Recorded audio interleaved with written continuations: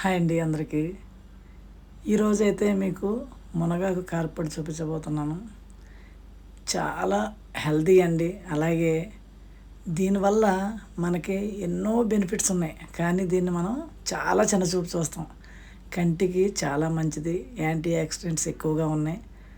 ఎన్నో రకాల వ్యాధులనైతే ఇది దూరం చేస్తుంది. అటువంటి మునగాకు కారప్పొడిని అయితే మనం చూసేద్దాం. ముందుగా మునగాకుని, కరివేపాకుని కూడా శుభ్రంగా కడిగి పక్కన పెట్టుకోవాలి.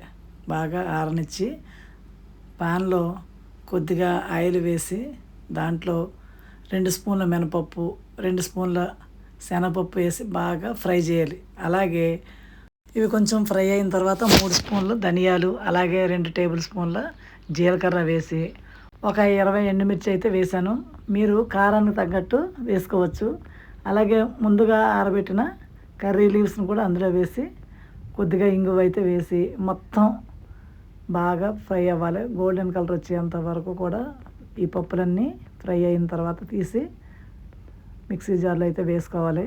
తర్వాత కొద్దిగా ఆయిల్, 1 టేబుల్ స్పూన్ అంత ఆయిల్ వేసి ముందుగా ఆరబెట్టి పెట్టుకున్న మునగాకునైతే ఇందులో వేసి ఫ్రై చేసుకోవాలి.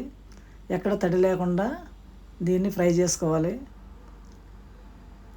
ఒక్క కంటి చూపే కాదు, దీనికి ఎన్నో రకాల వ్యాధులు నయమవుతున్నాయి. అటువంటి మునగాకుని మనం చాలా తక్కువగా తింటాం. ఇక నుంచి అయినా ఈ మునగాకుని దొరికినప్పుడల్లా తినండి. పప్పులో వేసుకోవచ్చు, అలాగే ఇలా కారపొడి వేసుకోవచ్చు, ఇలా ఎన్ని రకాలుగా చేసుకోవచ్చు. దీంట్లో రుచికి సరిపడా కల్లుప్పు, అలాగే కొద్దిగా చింతపండు అయితే వేసి మిక్సీ పట్టుకోవాలి. కొంచెం బరకగా అయిన తర్వాత దీంట్లో మునగాకునైతే వేసి మళ్ళీ మిక్సీ పట్టాలి. కొంచెం బరకగా పట్టాలి.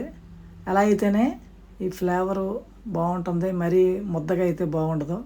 ఇప్పుడు ఇందులో ఒక గుప్పెడు వెల్లుల్లిపాయలు, మీ ఇష్టం.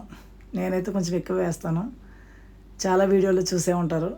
మీకు కావాల్సినంత వెల్లుల్లిపాయలు వేసి దాన్ని మరీ మెత్తగా కాకుండా ఈ విధంగా చేసుకుంటే చాలా బాగుంటుంది. చల్లారిన తర్వాత ఇక స్టోర్ చేసుకోవటమే. ఈ వీడియో కనుక మీకు నచ్చినట్లయితే ప్లీజ్ లైక్ చేయండి, షేర్ చేయండి, అలాగే సబ్స్క్రైబ్ చేసుకోండి. Thank you so much.